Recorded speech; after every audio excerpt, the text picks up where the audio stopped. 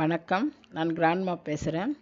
நிறைய பேர் வீடியோவை பார்க்குறீங்க, ஆனால் சப்ஸ்கிரைப் பண்ண மாட்டேங்கிறீங்க. மறக்காமல் சப்ஸ்கிரைப் பண்ணிடுங்க.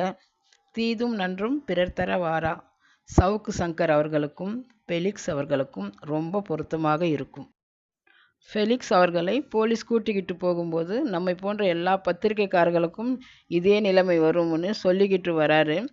அவரை பேச விடாமல் போலீஸ் ஃபெலிக்ஸ் அவர்களை வேனுக்குள்ளே ஏற்றிக்கிட்டு கூட்டிக்கிட்டு போயிட்டாங்க. ஃபெலிக்ஸ் அவர்களே, நீங்கள் சொல்கிறது ரொம்ப சரி. பத்திரிக்காரங்க என்கிற பேரில் சவுக்கு சங்கர் மாதிரி ஆளுங்களை உட்கார வச்சு பேச சொல்லி கேட்டுக்கிட்டு இருக்கிறது. இடையில் நீங்களும் அவருக்கு ஏற்ற மாதிரி பேசினா எல்லோருக்கும் தான் இந்த நிலைமை வரும்.